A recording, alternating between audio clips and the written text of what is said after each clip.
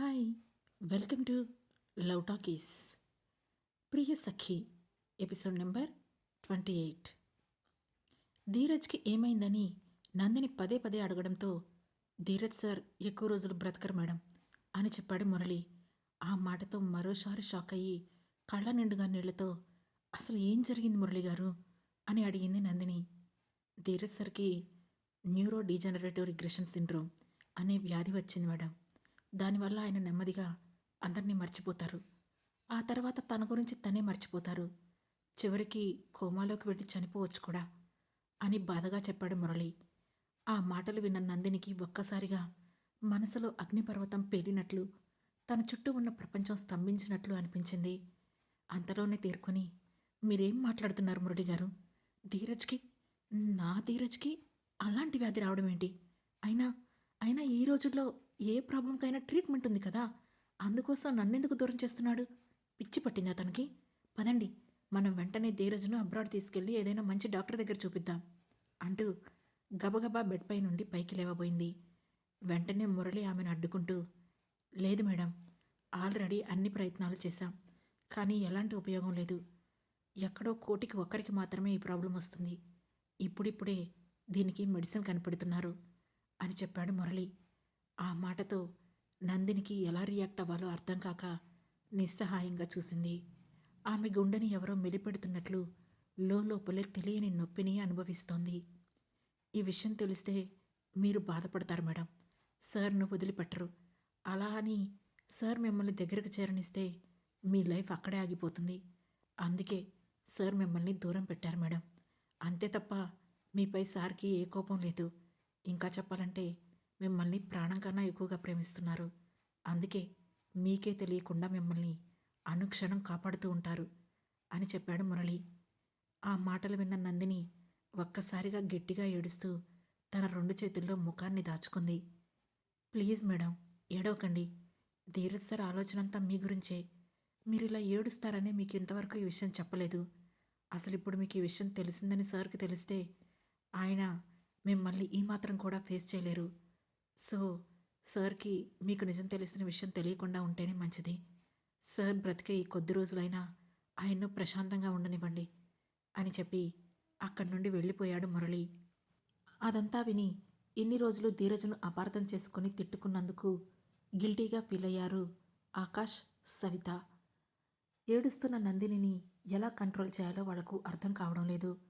కాసేపటికి నర్స్ వచ్చి ఇంజెక్షన్ ఇవ్వడంతో 2 నిమిషాలలోనే నిద్రలోకి జారుకుంది నందిని. ఆమెను ఎక్కువగా రెస్ట్ మోడ్లో ఉంచితేనే మంచిది సార్, ఎక్కువ డిస్టర్బ్ చేయకండి అని చెప్పి అక్కడి నుంచి వెళ్ళిపోయింది నర్స్. దాంతో ఆకాష్, సవిత ఇద్దరూ ఆ రూమ్ నుంచి బయటికి వచ్చారు. సవిత, చాలా రాత్రైపోయింది. ఇంత నైట్ నువ్వు ఇక్కడ ఉండడం అంత మంచిది కాదు. రూమ్కి వెళ్ళిపో అని చెప్పాడు ఆకాష్. పర్లేదు ఆకాష్, నేను కూడా ఇక్కడే ఉంటాను అని అనడంతో ఇద్దరూ ఆ నైట్ హాస్పిటల్లోనే వెయిట్ చేస్తూ ఉండిపోయారు. మరోవైపు కేతా కంపెనీలో లేట్ నైట్ అవుతున్న ఎంప్లాయీస్ అందరూ తిండి నిద్ర మాని సీరియస్గా వర్క్ చేస్తున్నారు. అప్పుడే రితిక ఆఫీసులోకి ఎంటర్ అయింది. ఆమెను చూడగానే వేణు కంగారు పడుతూ మళ్ళీ ఏం గొడవ జరుగుతుందో ఏంటో అని అనుకుంటూ ఉండగా, ఆమెతో పాటే పిజ్జా బాక్సెస్తో మరో 2 వ్యక్తులు వచ్చారు. వాళ్లను అక్కడే ఉండమని చెప్పి లోపలికి వెళ్ళింది రితిక. వరుణ్ ఆమెను పట్టించుకునే సిచ్యువేషన్లో లేడు. దాంతో లోపలికి వెళ్ళిన రితిక, వరుణ్, ఐఎమ్ సారీ అని డైరెక్ట్గా చెప్పింది. ఆ మాటలు విని తలెత్తి ఆమెను చూసిన వరుణ్కి ఉదయం ఆమెను కసిరిన విషయం గుర్తొచ్చింది. దాంతో కొంచెం గిల్టీగా ఫీల్ అవుతూ, మీ టూ సారీ రితిక అని హానెస్ట్గా అన్నాడు. దాంతో చిన్న స్మైల్ ఇచ్చి, ఇట్స్ ఓకే, ఇప్పటికే చాలా టైం అయింది. నువ్వు నీతో పాటు ఎంప్లాయీస్ కూడా ఫుడ్ తినలేదు కదా, సో నువ్వు పర్మిషన్ ఇస్తే వాళ్ళ కోసం తెచ్చిన పిజ్జాస్ ఇస్తాను. తిని ఒక 5 మినిట్స్ రిలాక్స్ అయితే ఇంకా బాగా వర్క్ చేస్తారు అని చెప్పింది రితిక. ఆమె అంత కూల్గా మాట్లాడుతుంటే వరుణ్కి కాస్త రిలాక్స్గా అనిపించింది. సరే ఇవ్వు అని చిన్న స్మైల్తో చెప్పాడు వరుణ్. ఆ మాటతో బయటకు వెళ్ళిన Ritika, hello guys, please have it. ముందు తినేసి 5 మినిట్స్ రిలాక్స్ అయ్యి మళ్ళీ వర్క్ స్టార్ట్ చేయండి అని స్మైల్తో చెప్పింది. ఆ మాటతో అందరూ వర్క్కి కాస్త గ్యాప్ ఇచ్చారు. రితిక వెంట వచ్చిన వాళ్ళు అందరికీ పిజ్జా బాక్సెస్ సర్వ్ చేశారు. ఓ బాక్స్ తీసుకొని వరుణ్ రూమ్కి వెళ్ళిన రితిక, హే వరుణ్, వాళ్ళు మాత్రమే కాదు, నువ్వు కూడా రిలాక్స్ అవ్వాలి అంటూ అతని ముందు పిజ్జా బాక్స్ ఓపెన్ చేసి పెట్టింది. నువ్వు తిన్నావా అని అడుగుతూనే ఓ పీస్ తీసుకున్నాడు వరుణ్. రితిక ఏం చెప్పకుండా సైలెంట్గా చూడడంతో తన చేతిలో ఉన్న పీస్ను ఆమె నోటికి అందించాడు వరుణ్. రితిక చిన్న బయట తిన్న తర్వాత వరుణ్ కూడా 2 పీసెస్ తిని, ఇక చాలు రితిక, అండ్ ఐఎమ్ సారీ, నేను నీకు టైం ఇవ్వలేకపోతున్నాను, ఒక 3 డేస్లో అంతా సెట్ అవుతుంది అని అన్నాడు. It's okay Varun, take your own time, నేను బయటున్న ఎంప్లాయీస్ని మానిటర్ చేస్తాను, నువ్వు నీ వర్క్ చేసుకో అని చెప్పింది రితిక. వరుణ్ చిన్నగా నవ్వి ఓకే అనడంతో అది చూసిన రితికకు వరుణ్ణి ఎలా హ్యాండిల్ చేయాలో బాగా అర్థమయ్యింది. మరుసటి రోజు ఉదయం అక్షర నిద్రలేచి బయటికి వచ్చేసరికి గెస్ట్ రూమ్లో నుంచి బయటికి వస్తూ కనిపించాడు విక్రమ్. అతన్ని చూడగానే హాయ్, గుడ్ మార్నింగ్ విక్రమ్ అని చిన్న స్మైల్తో పలకరించింది అక్షర. హాయ్ అక్షర, కాఫీ ప్లీజ్ అని అన్నాడు విక్రమ్. జస్ట్ 5 minutes విక్రమ్ అని గబగబా కిందకి వెళ్ళింది అక్షర. ఓకే, లాన్లో వెయిట్ చేస్తాను అని చెప్పి బయటికి వెళ్ళిపోయాడు విక్రమ్. అతని కోసం తన కోసం కాఫీ ప్రిపేర్ చేసుకుని లాన్లోకి వెళ్ళింది అక్షర. విక్రమ్ అటు ఇటు వాక్ చేస్తుంటే అతనికి ఓ కప్పిచ్చి అక్కడే ఉన్న బెంచ్పై కూర్చుంది. అసలే చలికాలం, ఉదయపు నీరెండ వెచ్చగా తగులుతుంటే స్ట్రాంగ్ కాఫీ గొంతుకు దిగుతుంటే ఆమెకు హాయిగా అనిపించింది. ఆ మార్నింగ్ను ఎంజాయ్ చేస్తూ నెమ్మదిగా కాఫీ సిప్ చేస్తోంది అక్షర. మరోవైపు విక్రమ్ కూడా కాఫీ తాగుతూ నైస్ కాఫీ అక్షర అని చెప్పాడు. థ్యాంక్స్ విక్రమ్ అని చిన్న స్మైల్ ఇచ్చింది అక్షర. గుర్తుంది కదా, ఈరోజు ఈవినింగ్ మనం స్టార్ట్ అవ్వాలి అని సడన్గా చెప్పాడు విక్రమ్. ఓకే, ఇంతకీ తాతయ్య ఎక్కడుంటారు విక్రమ్ అని అడిగింది అక్షర. తను బాంబేలో ఉంటారు, అక్కడ మనకి కొన్ని ఫ్యాక్టరీలు ఉన్నాయి, వాటిని మానిటరింగ్ చేస్తుంటారు అని చెప్పాడు విక్రమ్. ఓ, బట్ ఆయన ఈ వయసులో ఎక్కువ స్ట్రెస్ తీసుకోవడం కరెక్ట్ కాదేమో కదా అని అంది అక్షర. ఎస్, బట్ తాతయ్యకి ఖాళీగా ఉండటం ఇష్టం ఉండదు అని చెప్పాడు విక్రమ్. ఓ, ఓకే విక్రమ్, నా స్టడీస్ అయిపోతే నేను కూడా వెళ్ళి తాతయ్యకు అక్కడ తోడుగా ఉంటాను అని చెప్పింది అక్షర. అలా చేస్తే తాతయ్య కోసం నేను కూడా నీతో పాటు అక్కడికి రావాల్సి ఉంటుంది, అప్పుడు ఇక్కడున్న బిజినెస్ సంగతి ఏంటి అని కళ్ళెగరేశాడు విక్రమ్. అవునవును, మనకు డివోర్స్ అయ్యే వరకు మీరు నా వెనక ఫాలో ఫాలో ఫాలో యూ అని తిరుగుతూనే ఉండాలి, తప్పదు అని చిన్నగా నవ్వుతూ చెప్పింది అక్షర. ఆ మాటకు విక్రమ్ కూడా నవ్వేశాడు. సరిగ్గా అదే సమయంలో నిద్రలేచి బాల్కనీలోకి వచ్చిన లాస్య కంట్లో ఆ సీన్ పడింది. దాంతో పళ్ళు కొరుకుతూ నైట్ నాతో పడుకోమంటే ఎంత ఇబ్బంది పడ్డాడో, ఎంత ఇబ్బందిగా మాట్లాడాడో, కానీ ఇప్పుడు మాత్రం తనతో నవ్వుతూ మార్నింగ్ వైబ్స్ ఎంజాయ్ చేస్తున్నాడు అని కోపంగా అనుకుంది లాస్య. అదే సమయంలో అనుకోకుండా తలపైకెత్తిన విక్రమ్ బాల్కనీలో కనిపించిన లాస్యని చూసి హే లాస్య, కమ్ అని పిలిచాడు. ఓకే విక్కీ, 2 minutes అని చెప్పింది లాస్య. విక్రమ్ గారు, నాకు next week final year exams ఉన్నాయి అని చెప్పింది Akshara. Yeah Akshara, I know, Bombay నుండి వచ్చాక నువ్వు ప్రిపేర్ అవ్వచ్చు, మిగతా విషయాలు హేమంత్ చూసుకుంటాడు అని చెప్పాడు విక్రమ్. ఓకే విక్రమ్, అండ్ మనం ఐవీఎఫ్ గురించి కూడా ఒకసారి అని అంటున్న అక్షరం మాటలు పూర్తవ్వకుండానే ఇంతలో అక్కడికి వచ్చిన లాస్య, అక్షర, నీ చేత్తో నాకు ఒక స్ట్రాంగ్ కాఫీ ఇవ్వవా అని అడిగింది. ఆమె కమాండింగ్గా అడిగితే నో చెప్పేదేమో కానీ ప్లీజింగ్గా అడిగేసరికి అక్కడి నుంచి కిచెన్లోకి వెళ్ళింది అక్షర. అప్పుడు విక్రమ్ కొంచెం విసుగ్గా చూస్తూ, లిజన్ లాస్య, నీకేమైనా కావాలంటే నువ్వు రేవతి గారిని అడుగు అని కాస్త కరుకుగా చెప్పాడు. కమ్ ఆన్ విక్కీ, తను కాఫీ బాగా ప్రిపేర్ చేస్తుంది కాబట్టి అడిగాను, అది కూడా తప్పేనా అని అడిగింది లాస్య. అయితే అక్షర్ని అడిగి తనలా కాఫీ ఎలా ప్రిపేర్ చేయాలో నేర్చుకొని నువ్వే చేసుకో, అంతే తప్ప తనకు నువ్వు వర్క్ చెప్పకు, లర్న్ సమ్ కర్టసీయార్ అని చెప్పి నాకు ఆఫీస్కి టైం అవుతుంది, బాయ్ అంటూ అక్కడి నుంచి వెళ్ళిపోయాడు విక్రమ్. వెళుతున్న విక్రమ్ని చూస్తూ I don't like that Vicky, and I don't want this from you అని పళ్ళు కొరుక్కుంది లాస్య. అప్పుడే కాఫీ కప్తో విక్రమ్కి ఎదురైన అక్షర క్యాజువల్గా చిన్న స్మైల్ ఇవ్వగా విక్రమ్ కూడా స్మైల్ ఇచ్చి లోపలికి వెళ్ళిపోయాడు. అది చూసిన లాస్యకి కడుపు బగ్గుమంది. అప్పుడు అక్షర తీసుకెళ్లి కాఫీ కప్ను ఆమె ముందు పెడుతూ స్ట్రాంగ్ కాఫీ లాస్య అని చెప్పింది. ఆ కాఫీ ఎత్తి వెంటనే అక్షర ముఖం మీద పోయాలన్నంత కోపాన్ని అతి కష్టం మీద దిగమింగుకొని థ్యాంక్స్ అక్షర అని ఫేక్ స్మైల్ ఇచ్చింది లాస్య. ఆ స్మైల్కి దడుచుకున్న అక్షర మరో మాట మాట్లాడకుండా అక్కడి నుంచి పారిపోయింది. మరోవైపు మరుసటి రోజు ఉదయాన్నే హాస్పిటల్ నుంచి డిశ్చార్జ్ అయ్యింది నందిని. ఆమె ఎవరితో మాట్లాడకుండా సైలెంట్గా ఉండిపోయింది. సవిత, ఆకాష్ కూడా ఆమెను పెద్దగా కదిలించలేదు. ఆమెకు కొంచెం స్పేస్ ఇవ్వాలనుకున్నారు. వాళ్ళని డ్రాప్ చేసి ఆకాష్ వెళ్ళిపోయాడు. నందినికి టిఫిన్ పెట్టి సవిత కూడా ఫ్రెష్ అయ్యి నిద్రపోయింది. ఇక ధీరజ్ గురించిన ఆలోచనలో మళ్ళీ పడిపోయింది నందిని. అదే సమయంలో ఆమె మొబైల్ రింగ్ అయింది. ఎవరు కాల్ చేస్తున్నారో అనుకుంటూ తీసి చూడగా డిస్ప్లేపై జీవిత పేరు కనిపించడంతో ఆంటీ ఫోన్ చేస్తున్నారండి అని అనుకుంటూనే కాల్ లిఫ్ట్ చేసింది నందిని. హలో నందు, హౌ ఆర్ యూ అని అటువైపు నుంచి ఉత్సాహంగా అడిగింది జీవిత. ఫైన్ ఆంటీ, మీరెలా ఉన్నారు అని డల్గా అడిగింది నందిని. ఐఎమ్ ఓకే, బట్ నీ వాయిస్ ఏంటి అలా ఉంది, అంత డల్గా మాట్లాడుతున్నావేంటి అని అడిగింది జీవిత. కొంచెం హెల్త్ బాగాలేదాంటీ, నథింగ్ మోర్. ఇంతకీ మీరు ఇండియా ఎప్పుడొస్తున్నారు అని క్యాజువల్గా మాట్లాడడానికి ట్రై చేస్తూ అడిగింది నందిని. నేను ఆల్రెడీ ఇండియాలోనే ఉన్నానమ్మా అని చెప్పింది జీవిత. ఆ మాట విని కొంచెం ఆశ్చర్యపోతూ ఎప్పుడొచ్చారండి, నాకు తెలియనే లేదు అని అంది నందిని. మీ ఇద్దరు టచ్లో ఉంటే విషయం తెలుస్తుంది. అయినా నువ్వు ఈ మధ్య నాతో కూడా మాట్లాడడం మానేశావు కదా, ఇంకా నీకు విషయాలు ఎలా తెలుస్తాయి అని చిరుకోపంగా అడిగింది జీవిత. అయ్యో అదేం లేదంటే ఏదో వర్క్ బిజీలో అని కవర్ చేయడానికి ట్రై చేసింది నందిని.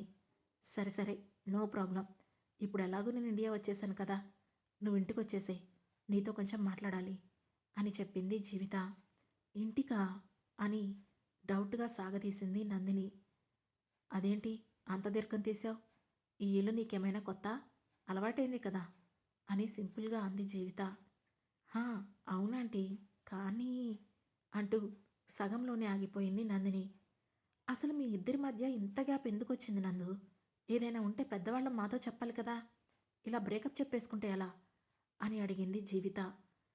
అంటే మా ఇద్దరి మధ్య బ్రేకప్ అయిందని ధీరజ్ మీతో చెప్పాడా ఆంటీ అని అడిగింది నందిని. అవ్వలేదా? మరైతే ఎందుకు ఇలా బిహేవ్ చేస్తున్నారు?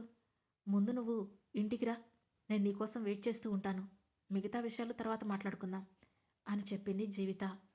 ఆ మాటతో ఓకే ఆంటీ, బట్ ఈరోజు కొంచెం డిహైడ్రేటెడ్గా ఉంది, నేను రేపు ఆఫ్టర్నూన్ రానా అని అడిగింది నందిని. ఓకేరా, we will meet tomorrow, take care అని చెప్పి కాల్ కట్ చేసింది జీవిత. కట్ అయిన ఫోన్ వైపు చూసి దీర్ఘంగా నిట్టూర్చిన నందిని కళ్ళలో నీళ్లతో ధీరజ్ గురించిన నిజం ఆంటీ వాళ్ళకు తెలిస్తే తట్టుకోగలరా? ఇప్పటికే కూతురు చనిపోయి ఎన్ని సంవత్సరాలైనా ఇంకా వాళ్ళు బాధపడుతూనే ఉన్నారు. ఇక ధీరజ్ హెల్త్ గురించి వాళ్ళకు తెలిస్తే ఎలా రియాక్ట్ అవుతారో అని ఆలోచిస్తూ ఉండిపోయింది. అదే సమయంలో ఆఫీస్కి వెళ్ళిన ధీరజ్కి నందిని కనిపించకపోవడంతో లోపలికి వెళ్ళిన తను మురళి, తనెక్కడా కనిపించడం లేదే అని అడిగాడు. తెలీదు సార్ అని డల్గా చెప్పాడు మురళి. ఇప్పుడు నిజం చెప్పండి అని కళ్ళు మాత్రమే పైకెత్తి చూశాడు ధీరజ్. దాంతో మురళి కొంచెం ఇబ్బందిగా, మేడంకి కొంచెం హెల్త్ అప్సెట్ అయింది సార్, నైట్ హాస్పిటల్లోనే ఉంచాల్సి వచ్చింది, ఇప్పుడే డిశ్చార్జ్ అయ్యి రూమ్కి వెళ్ళారు అని చెప్పాడు. ఆ మాట వినగానే కొంచెం చిరాకు పడుతూ ఈ విషయం ఎంత లేటుగానే చెప్పేది అని టక్కున పైకి లేచి బయటకు నడిచాడు ధీరజ్. మురళి కూడా అతని వెనకే రాబోతుండగా మీరిక్కడే ఉండండి, నేను వెళ్తాను అని చెప్పి అక్కడి నుండి వెళ్ళిపోయాడు ధీరజ్. ఇప్పుడు నందిని మేడంకి నిజం తెలిసిందని ధీరజ్ సార్కి తెలిస్తే నా పని ఇక్కడితో అవుట్ అని తల పట్టుకున్నాడు మురళి. మరోవైపు అక్షర, విక్రమ్ ఇద్దరు ఆ రోజు ఈవినింగ్ బాంబే బయలుదేరడానికి ఎవరి రూమ్స్లోకి వాళ్ళు వెళ్ళి రెడీ అవుతున్నారు. విక్రమ్ రూమ్లోకి అప్పుడే వెళ్ళిన లాస్య నేను కూడా వస్తాను విక్కీ, ప్లీజ్ అని అడిగింది. నో వే లాస్య, అస్సలు కుదరదు అని డైరెక్ట్గా చెప్పేశాడు విక్రమ్. పోనీ మీరిద్దరూ తాతయ్య వాళ్ళ ఇంటికి వెళ్ళండి, నేను ఏదైనా హోటల్లో రూమ్ బుక్ చేసుకుంటాను, బట్ మీతో పాటు నేను కూడా వస్తాను అని మారం చేస్తున్నట్లుగా అడిగింది లాస్య. బెటర్ నువ్వు ఆస్ట్రేలియా వెళ్ళిపో లాస్య అని చెప్పాడు విక్రమ్. దాంతో ఇంకా లాగలేక, ఓకే నువ్వు చెప్పినట్లే వెళ్తాను, కానీ మీరు రిటర్న్ అవ్వగానే నేను కూడా రిటర్న్ వచ్చేస్తాను అని చెప్పింది లాస్య. ఆ మాటకు ఆమెను వింతగా చూసి, Lasya are you crazy, don't be childish యార్ అని అన్నాడు విక్రమ్. నువ్వేమైనా అనుకో విక్కీ, నీ విషయంలో నేను రిస్క్ తీసుకోను అని మొండిగా చెప్పింది లాస్య. దాంతో ఇంకేం చెప్పలేక, యువర్ విష్ అన్నాడు విక్రమ్. థ్యాంక్ యూ, అయితే నేను కూడా మీతో పాటే ఎయిర్పోర్ట్కి వచ్చేస్తాను అని చెప్పింది లాస్య. "మ్మ్" అన్నాడు. వెంటనే లాస్య వెళ్ళి తన లగేజ్ ప్యాక్ చేసుకొని వచ్చేసింది. ఇంకా అక్షర రూమ్ నుండి బయటికి రాకపోవడంతో, అక్షర లేట్ అవుతోంది అని పిలిచాడు విక్రమ్. వస్తున్నాను విక్రమ్, 2 మినిట్స్ అని లోపల నుంచే చెప్పిన అక్షర కరెక్ట్గా 2 మినిట్స్లో ఆ రూమ్లో నుంచి బయటికి వచ్చింది. Green and red colour traditional శారీలో లైట్ ఆర్నమెంట్స్తో స్వచ్ఛమైన అచ్చతెలుగు కొత్త పెళ్లి కూతురులా బయటికి వచ్చిన అక్షరను చూడగానే విక్రమ్ ఒక క్షణం ఫ్రీజ్ అయిపోయి ఆమెను అలానే చూస్తూ ఉండిపోయాడు. అదే సమయంలో లాస్య కూడా ఒక క్షణం నోరు తెరిచి, ఓ మై గాడ్, ఇదేంటి ఎంత బ్యూటిఫుల్గా రెడీ అయింది, ఇలాంటి వైఫ్ పక్కనుంటే ఇక విక్రమ్కు నేను అసలు గుర్తొస్తానా అని మనసులోనే జలసీ ఫీల్ అయింది. ఇంతలో కిందికి వచ్చిన అక్షర, విక్రమ్ ఎలా ఉన్నాను, అంతా ఓకేనా, తాతయ్య గారికి ఇలా ఉంటే సరిపోతుందా అని అడిగింది. ఆ ప్రశ్నతో ఈ లోకంలోకి వచ్చిన విక్రమ్, యా పర్ఫెక్ట్, తాతయ్య ఇలా చూసి మరోసారి ఖచ్చితంగా ఇంప్రెస్ అవుతారు అని నవ్వుతూ చెప్పాడు. ఆ మాటతో లాస్య కళ్ళను చిన్నగా చేసి కోపంగా విక్రమ్ వైపు చూసింది. ఆ చూపుల్లోని వేడిగాలులు విక్రమ్కి తాకగానే తల తిప్పి చూసిన విక్రమ్కి ఆమె కళ్ళు మండుతున్నట్లు అనిపించడంతో ఇక ఆమెతో గొడవెందుకని వెంటనే బయటికి వెళ్ళిపోయాడు. రేవతి గారు వెళ్ళొస్తాను అని చెప్పింది అక్షర. ఒక్క నిమిషం మేడం అంటూ తోటలో నుండి కోసుకొచ్చిన మల్లెపూల దండను తీసుకొచ్చి అక్షర తలలో పెట్టింది రేవతి. ఆ పూలతో ఆమెలో అందం ఇంకాస్త పెరిగింది. అదంతా చూస్తున్న లాస్యకి ఒంటికి కారం పూసుకున్నట్లు అనిపించింది. ఇక ఈ ముగ్గురు ఎయిర్పోర్ట్కి వెళ్ళడానికి కారులో స్టార్ట్ అయ్యారు. దారి మధ్యలో సడన్గా, విక్కీ నాకు ఐస్ క్రీమ్ కావాలి అని అడిగింది లాస్య. ఇప్పుడు ఐస్ క్రీమ్ ఏంటి, అయినా ఎయిర్పోర్ట్లో ఉంటుంది కదా అని అన్నాడు విక్రమ్. నాకు ఇక్కడే తినాలనుంది ప్లీజ్, అయినా మీ ఫ్లైట్కి ఇంకా టైం ఉంది కదా, ప్లీజ్ విక్కీ ప్లీజ్ అని గారంగా అడిగింది లాస్య.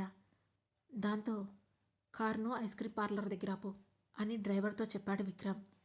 కాసేపటికి డ్రైవర్ కారు ఆపడంతో విక్రమ్ కారు దిగుతూ, కమాన్ అక్షర అని అక్షరను కూడా పిలిచాడు. పర్లేదు విక్రమ్ అని అక్షర అంటూ ఉండగానే, తానెందుకు విక్కీ మన మధ్య, అక్షర నువ్వు ఇక్కడే ఉండు, మేము 10 మినిట్స్లో వచ్చేస్తాం అని చెప్పి విక్రమ్ చెయ్యి పట్టుకొని లోపలికి లాక్కెళ్ళిపోయింది లాస్య. అక్షర అదేం పట్టించుకోకుండా మొబైల్ చూసుకుంటూ కూర్చుంది. లోపలికి వెళ్ళి కార్నర్ టేబుల్ దగ్గర కూర్చున్నారు విక్రమ్ లాస్య. కమాన్ లాస్య, నువ్వు మరీ అక్షర్తో అంత రూడ్గా బిహేవ్ చేయకు, షీజ్ కూల్ అన్నాడు విక్రమ్. నిన్నిక్కడికి తీసుకొచ్చింది మన గురించి మాట్లాడుకోవడానికి, కానీ నువ్వు చూస్తే ఇంకా తన గురించే థింక్ చేస్తున్నావు అని ముఖం మార్చుకుంటూ చెప్పింది లాస్య. సరే లీవ్ ఇట్, ఇంతకీ నువ్వేంటి సడన్గా ఆస్ట్రేలియా వెళ్ళడానికి డిసైడ్ అయ్యావు, నేను చెప్పడం వల్లే అని మాత్రం చెప్పకు, సంథింగ్ ఈజ్ దేర్ అని అడిగాడు విక్రమ్. యా, నువ్వు ఊహించింది నిజమే విక్కీ, నాకు నిన్ను ఈ అక్షర దగ్గర వదిలి వెళ్ళాలని అస్సలు లేదు, బట్ అక్కడ నా స్టార్టప్ కంపెనీలో చిన్న ప్రాబ్లం వచ్చింది, అన్నయ్య చూస్తున్నాడు, కానీ నా అవసరం కూడా ఉందనిపిస్తుంది అని చెప్పింది లాస్య. నేను నీకు ముందే చెప్పాను కదా, వర్క్ను నెగ్లెక్ట్ చేయొద్దని, మన కంపెనీని మనం మాత్రమే కరెక్ట్గా రన్ చేయగలం, కష్టపడి బిల్డ్ చేసుకున్న కంపెనీని ఇలాంటి సిల్లీ పనులు చేసి రిస్క్లో పెట్టుకోకు, ఆ తర్వాత చాలా ఫీల్ అవ్వాల్సి వస్తుంది అని చెప్పాడు విక్రమ్. నాకు నా కంపెనీతో పాటు నువ్వు కూడా ఇంపార్టెంట్ విక్కీ, నిన్ను కూడా నేను రిస్క్లో పెట్టుకోలేను అని చెప్పింది లాస్య.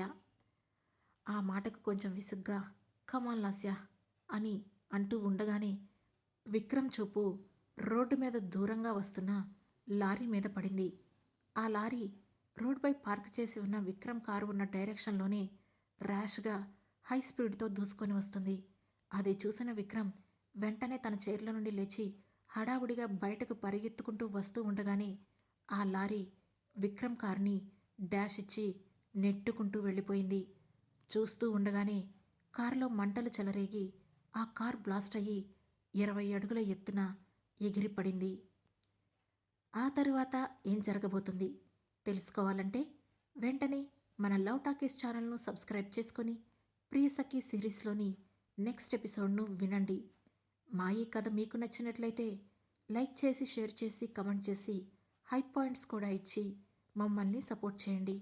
Thank you.